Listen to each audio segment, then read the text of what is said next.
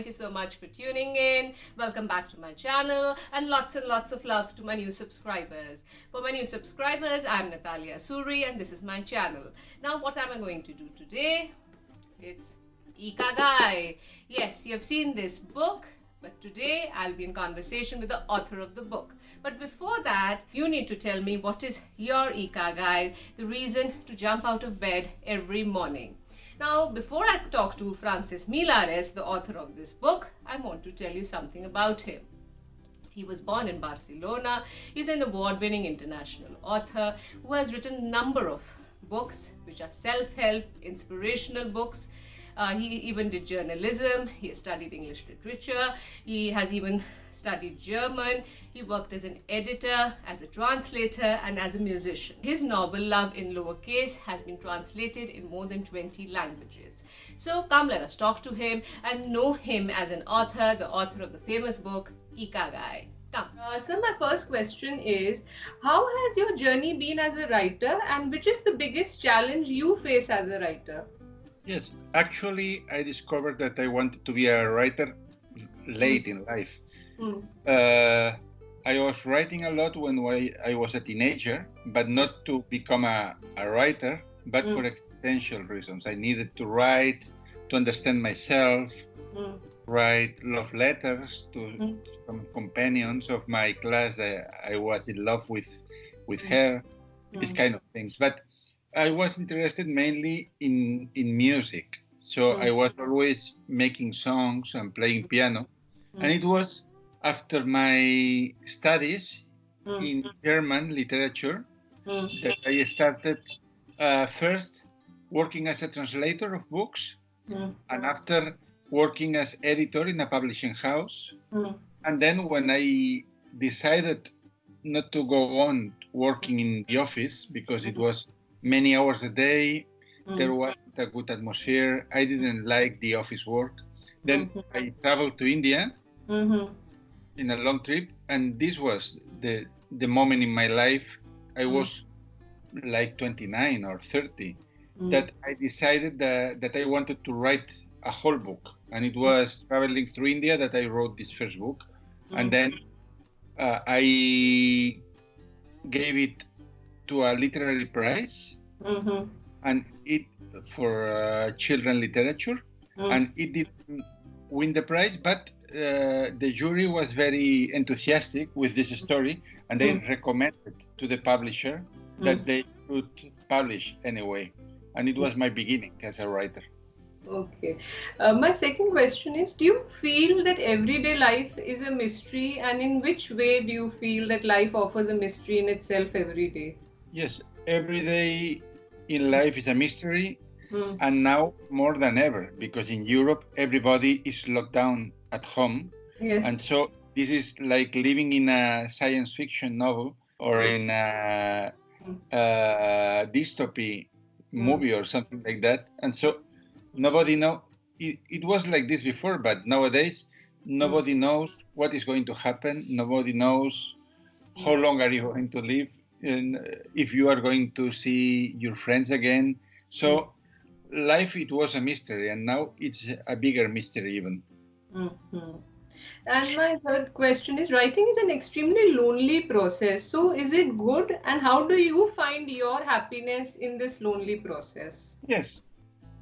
Writing is a lonely process normally. I have co-written many books with other authors. I have at least had 3, 4, 5 tandems, couples with other writers, and in case it's not so lonely because you write it, you send it to the other person reads, then writes another part and sends to you, and this is a cooperation that is not so lonely. But yes, writing normally is a very lonely process, that you are in front of the computer or in front of the paper before.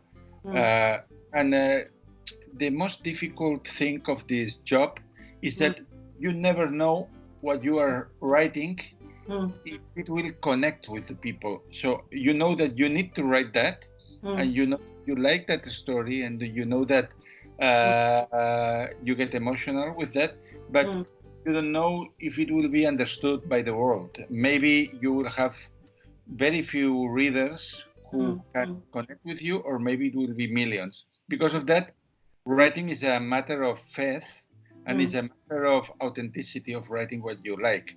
But because of that, when I am teaching creative writing here in Spain, I always recommend young people who want to become writers that they must have another job, not only for financial reasons, but because if you are all day at home in the act of writing, you don't know anything about writing. So a person in front of the screen, there is no story in that. But if you work, I don't know, in a cafe, you work in an office, you work as a teacher, then when you come back home, then you have stories to tell. So I would say writing has two main focus. One is getting the information from reality, get inspiration of what happens, and for that you need to live, you need to be outside.